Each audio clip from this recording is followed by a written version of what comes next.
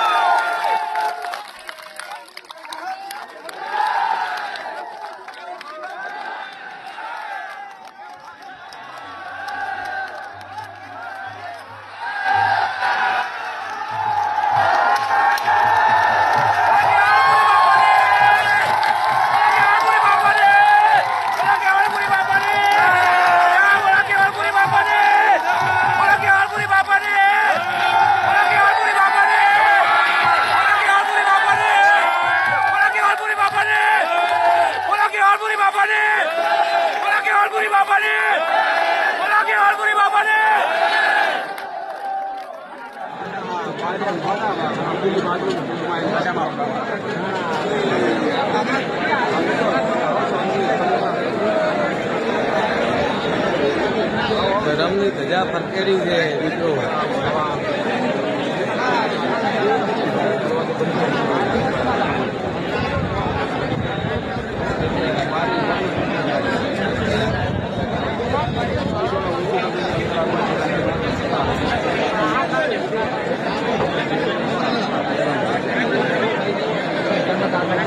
અવાજ છે એટલે અંદરની જગ્યાની બહાર બધા પબ્લિક બધું બહાર છે અને મહારાજને ચાદર ઉડાડે છે.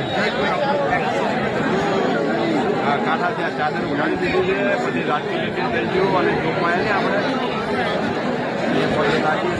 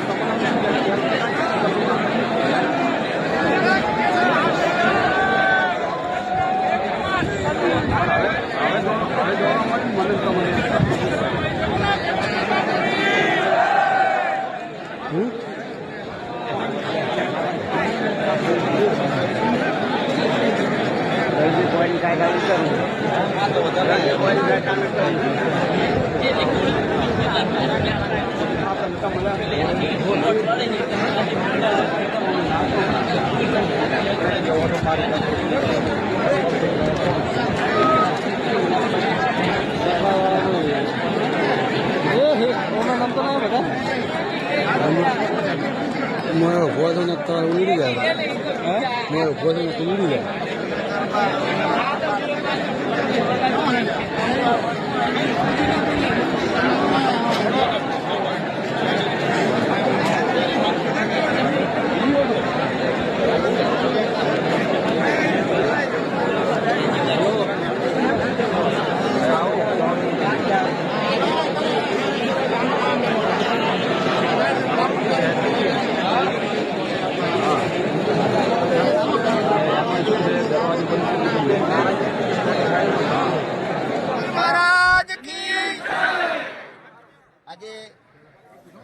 જગદીશપુરી બાપુનું જે અચાનક મૃત્યુ થઈ ગયું, હવે નિયમની જગ્યાએ જે થાળીમાં હવે ધારો કે ગાદીએ તો બેસાડવા પડે, કોઈને એમને બેસાડવા પડે. બરોબર, બેસાડવામાં આજુબાજુનો બધાનો સપોર્ટ છે. હું તમને જિંદગીથી આ બધા દરેક ગામડાનો બરોબર, તો 5 જણને પૂછવું પડે ભાઈ આપણે ક્યાં ગાદીએ બેસાડવા.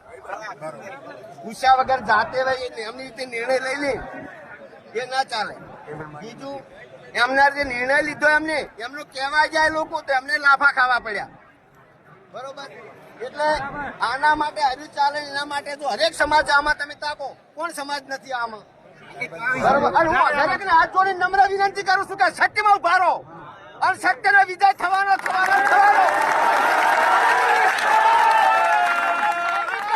બંદૂકો મારે પણ સત્યનો વિજય થવાનો. સત્યમાં રહેજો અને જો કોઈ પાપ રાખે એને કેવડો પરમેશ્વર જોવે.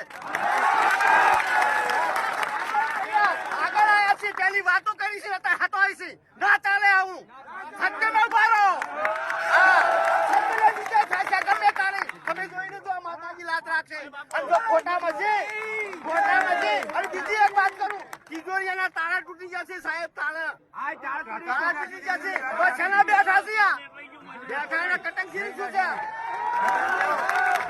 એટલે હું બે હાથ જોડી નમ્ર વિનંતી કરું ઉંદરા ચંદ્રજી ઠાકોર, બરોબર, અને સત્યના અને ન્યાય મળવો જોઈએ. એસપી સાહેબને પણ નમ્ર વિનંતી કરું છું, સત્યમાં ન્યાય મળવો જોઈએ. બસ અસ્તુ ભારત માતા કી જય.